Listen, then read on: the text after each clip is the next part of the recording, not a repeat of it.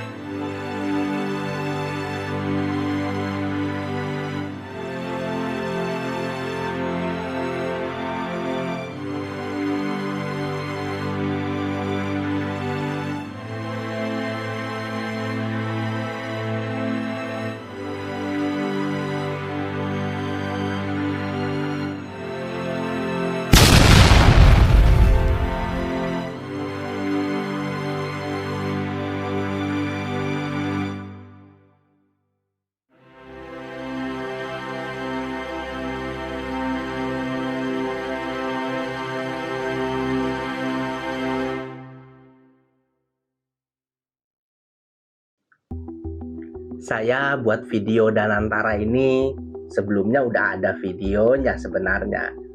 Cuman beda topik ya. Jadi saya ini mengajukan permasalahan Danantara ini menggugat ke Mahkamah Konstitusi.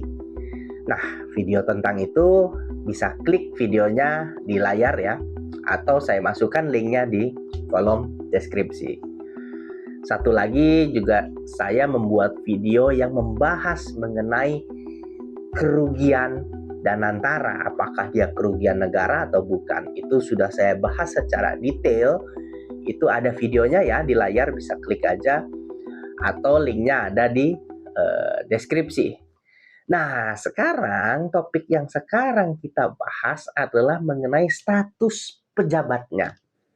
Jadi beda, sebelumnya saya membahas mengenai gugatan saya ke Mahkamah Konstitusi, dan video yang selanjutnya saya bahas mengenai kerugian Danantaranya. Sekarang kita bahas mengenai status pejabatnya. Nah, baiknya adalah tonton dulu video sebelumnya biar pemahamannya komprehensif. Nah, apa pasal-pasal yang saya uji ke Mahkamah Konstitusi yang berkaitan dengan status pejabatnya? Itu ada 3 pasal ya. Kita lihat di layar ya. Nah, pertama saya mempermasalahkan pasal 3X ayat 1 Undang-Undang BUMN yang menyatakan bunyinya seperti ini. Organ dan pegawai badan bukan merupakan penyelenggara negara. Badan yang dimaksud ini adalah Danantara ya. Jadi Badan Pengelola Investasi atau badan, yaitu Danantara. Nah, karena ini ada di dalam Undang-Undang BUMN, jadi Danantara itu kan sebenarnya hanya semacam mirip holding ya, mirip holding BUMN ya, atau dia badan yang menaungi BUMN. Nah, juga mengatur mengenai status pejabat BUMN. Selain pejabat Danantara juga diatur pejabat BUMN. Nah, ini di layar kita bisa lihat di pasal 9G. Anggota direksi, Dewan Komisaris, dan Dewan Pengawas BUMN bukan merupakan penyelenggara negara. Nah, mengenai status karyawannya juga diatur, kita bisa lihat di layar, di pasal 87 ayat 5 Undang-Undang BUMN. Karyawan BUMN sebagaimana dimaksud pada ayat 2 bukan merupakan penyelenggara negara. Nah, jadi statusnya dipersamakan, baik itu pejabat Danantara atau pejabat BUMN, termasuk pegawai dan karyawannya, itu sama-sama dinyatakan bukan sebagai penyelenggara negara. bukan penyelenggara negara, memiliki signifikansi yang sangat besar. Kita ingat kasus Kaesang yang menggunakan jet pribadi. KPK beralasan bahwa Kaesang bukan penyelenggara negara, sehingga tidak bisa kena delik gratifikasi.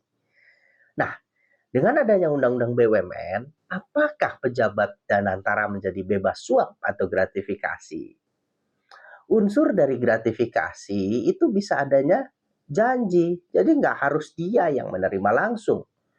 Bisa saja yang menerima itu ya supirnya atau siapapun, hanya pinjam nama atau nomine, itu sudah umum terjadi. Nah, sekarang ini bingung nih, pemerintah atau Presiden Prabowo dan DPR nih kayaknya membuat kebijakan nih tidak dengan kajian yang mendalam, seolah-olah asal-asalan saja. Nah, sekarang kita lihat yuk pasal yang mengatur mengenai gratifikasi. Kita lihat di pasal 5 Undang-Undang Tipikor. Ayo kita lihat layar ya. Bunyinya seperti ini. Dipidana dengan pidana penjara paling singkat 1 tahun dan paling lama 5 tahun dan atau pidana denda paling sedikit 50 juta dan paling banyak 250 juta setiap orang yang A. memberi atau menjanjikan sesuatu kepada pegawai negeri atau penyelenggara dan seterusnya. B. memberi sesuatu kepada pegawai negeri atau penyelenggara dan seterusnya. Nah, jadi kan di situ jelas ya bahwa unsur suap atau gratifikasi itu harus pegawai negeri atau penyelenggara negara. Jadi di kasus Kaesang yang mendapatkan jet pribadi, karena Kaesang bukan sebagai penyelenggara negara, maka tidak bisa KPK. Nah, sekarang Undang-Undang BUMN secara tegas menyatakan status pejabat Danantara dan BUMN bukan lagi sebagai penyelenggara negara. Jadinya apa? Ya jadi seperti kasus jet pribadi nanti. Wah, kalau misalnya ada suap, gratifikasi dan lain sebagainya, jangan-jangan ini jadi pasal yang celah hukum, tidak bisa dikenakan delik gratifikasi, suap atau gratifikasi. Nggak bisa dipidana jadinya, nanti kayak kasus jet pribadi. Nah, aneh kan di situ? Loh, katanya mau semangat nih, mau memberantas korupsi katanya Presiden. Jadi setelah kita lihat kebijakan yang dibuatnya, loh, kayaknya jadi kayak omong kosong ya, mau berantas korupsi. Ini gimana kebijakannya ini kok malah jadi kontra dengan semangat pemberantasan korupsi. Nah, makanya lah penonton silahkan resapi sendiri, benar atau salah coba. Nah, selain itu, kalau kita lihat ya, kita kaji nih Undang-Undang BUMN nih, ini ngaco nih dari perspektif hukum tata negara mengenai status pejabat dan antaranya nih.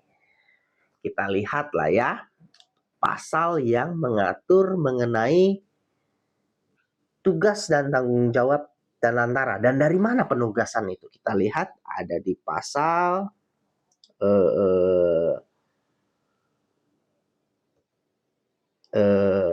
lihat di layar ya. Pasal 3E kita lihat ada ayat 1, ayat 2 dan ayat 3. Pasal 3E ayat 1 Undang-Undang BUMN menyatakan dalam melaksanakan pengelolaan BUMN, Presiden melimpahkan sebagian kepada badan yang dibentuk dengan undang-undang ini. Badan yang dimaksud Danantara ya. Lalu 3E ayat 2, badan sebagaimana dimaksud pada ayat 1 merupakan badan hukum Indonesia yang sepenuhnya dimiliki oleh pemerintah Indonesia. Di ayat 3-nya disebut, badan sebagaimana dimaksud pada ayat 1 bertanggung jawab kepada Presiden. Nah, jadi di pasal 3E ayat 1 Undang-Undang BUMN, kewenangan badan itu merupakan pelaksanaan pengelolaan BUMN yang merupakan kewenangan presiden atau kekuasaannya presiden. Jadi dilimpahkan penugasannya dari presiden kepada Danantara.